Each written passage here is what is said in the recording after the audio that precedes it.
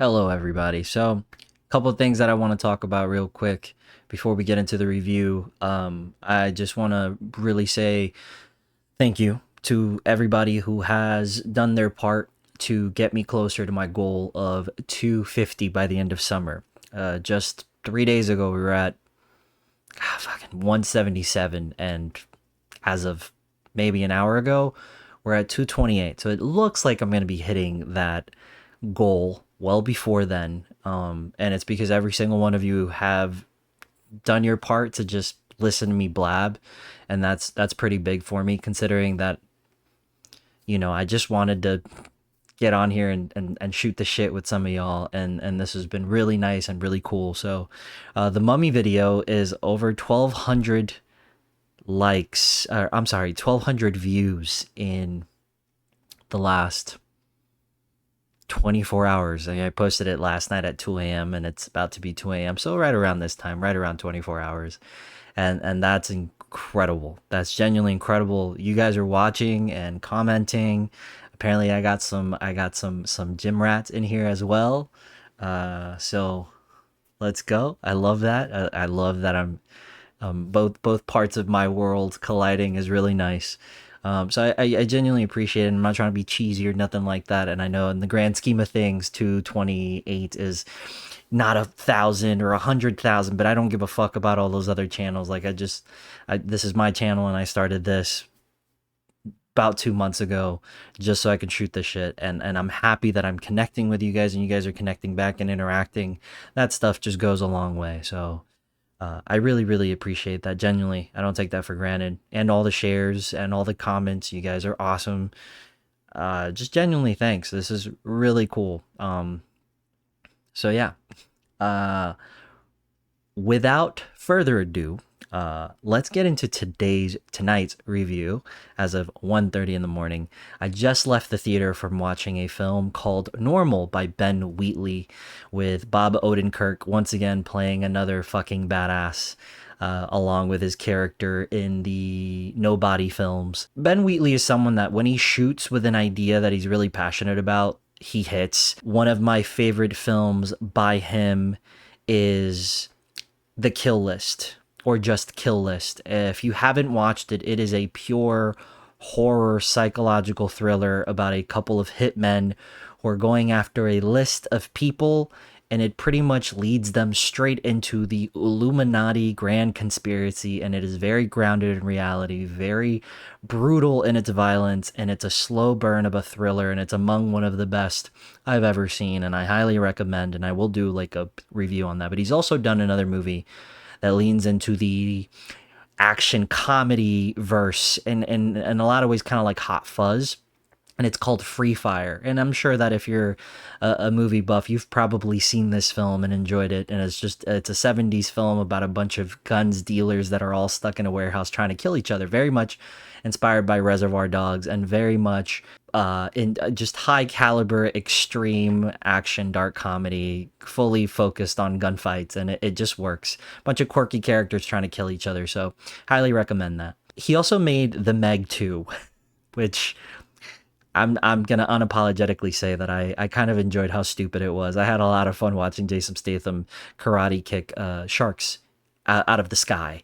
So I'm kidding, that didn't happen, but it might as well have had. So tonight's movie, Normal, is probably one of his more tamer films in comparison to anything like Meg, but it is really, it was such a joyous experience to go to this movie and just watch a straight up action film that's an hour and 30 minutes, where it's a sheriff who goes into this town called Normal. He's a substitute sheriff. He's supposed to fill in the sheriff spot because the sheriff of the town died from ridiculous reasons that obviously are not true.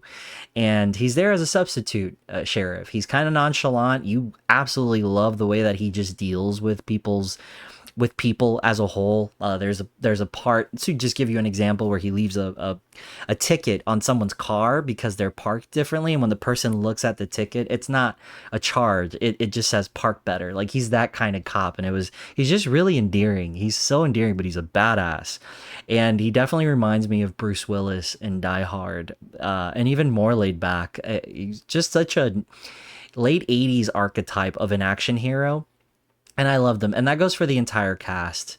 But essentially, he comes into this town filling in the spot as a sheriff, and he finds out that the town is, one, full of guns. For a small town, that's not normal, and two, the town is very well funded. And again, it's just a bunch of what are seemingly boring normal people and old folk just living their lives in this small town, yet somehow they have a fundraiser that brings up $6.5 million. And you're like, well, how the fuck did this small town of 1,000, I think it was like 9,820 people, how did they pull that much money? That's crazy. So eventually it turns out that there are ties to the Yakuza. The movie turns into him figuring out something he shouldn't and taking on the entire town because he finds out their secret and the Yakuza. Now, there's a lot of twists and turns that I didn't really tell you about that you still can experience for yourself, but the movie, trust me, is not about the twists and turns. The movie is one about the genuinely chaotic humor that is in it, very much akin to Hot Fuzz. I was cracking up loudly in this, chuckling because of the cleverness of the humor and the one-liners and the kind of delivery that you'd expect from like an 80s action hero, but done very smartly and done to sort of poke a nod to those kinds of films like Die Hard or Lethal Weapon or old school westerns as well. This is very much a modern day western with the idea that it's one man taking on an entire town. In terms of action, the action here is absolutely the kind of action that you want from Bob Odenkirk after watching him in Nobody, but I would say even better filmed and better shot in that it's much grittier than Nobody. Nobody's more stylish, right? There's a stylish nature to the movement, and obviously it's it's very John Wick, obviously, but here it's a little grittier and a little bit more brutal, but the camera work is sort of the John Wickness finesse of it all. The way it moves, there's not a lot of cuts. We're tracking and moving creatively with the fight and the choreography.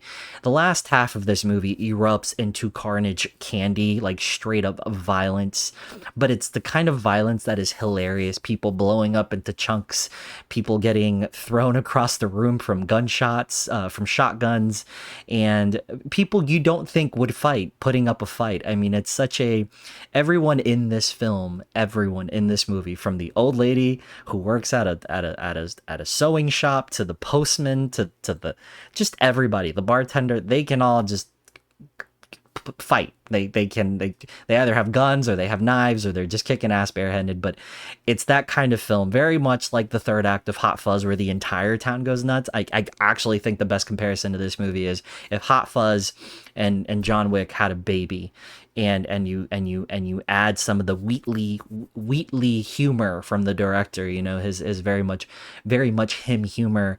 It's such a hilarious film, but it's so joyous because in spite of all this, Bob Odenkirk's sheriff character is still just finding a way to endear you to him. And even all the other characters, there's there's no disposable character.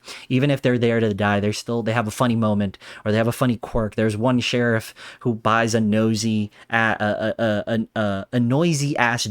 leather jacket, and every time he moves you hear it, and it's part of the humor. They do it they just very smart about where that's implemented. I think everyone here did a wonderful job, and I loved all the characters. Even one character who looked unredeemable at the start took such an incredible turn towards the end. I was like, you just know how to play with your characters as much as you play with the action. This is a feel-good movie. The action sequences are what you're here for, and the last act of this movie feels like small town action kind of western, and I'm a sucker for movies like that. So things like Assault on Precinct 13, or things like 30 Days of Night, or The Last Stand with Arnold Schwarzenegger, and a few other films. When it comes to the small town chaos, Jack Reacher, especially season 1, where he's just like in a small town and things are happening, and it's this one badass guy that's just dealing with the situation, and you don't know a lot about him, but you know he's a badass and he's kind of soft spoken.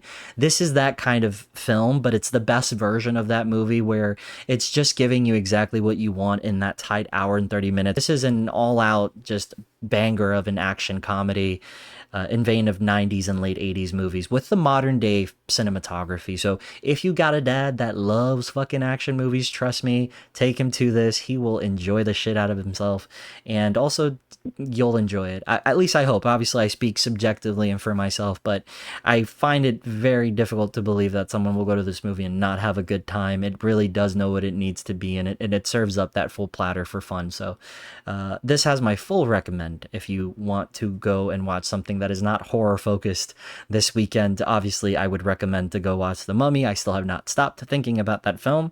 Very much a me movie, but this is definitely my second choice for you to watch this weekend. It was so good. And Bob Odenkirk is always a good time, man. Love him. So anyway, that's my review for tonight. Really wanted to get this out for you guys before Saturday, so you know, get a couple options under your belt.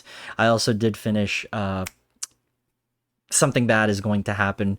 Second part of that review will come up, episodes 4 through 8. Spoiler alert. I enjoyed it. Genuinely think it's a fantastically written show and unique in its own right. So I'll definitely be talking about that in the coming days. And that's enough of me. Now the decision is, am I going to continue playing Crimson Desert, which has been insanely invasive in my brain? My God, what a game. Or am I going to start Pragmata, which I just got for the PS5. I don't know. We'll figure it out. But anyway, don't forget to head over to Cosmic Controller. If you want a one-stop shop for movie reviews, you're here. And if you want a one-stop shop for gaming playthroughs, go to Cosmic Controller. And if you feel so inclined, I know a couple of you have already been following me on IG, cosmic.frame1331. So show some love wherever you want. You're not obligated. I'm just happy that you guys showed up.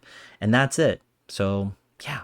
Anyway, as always, I'll see you guys at the movies.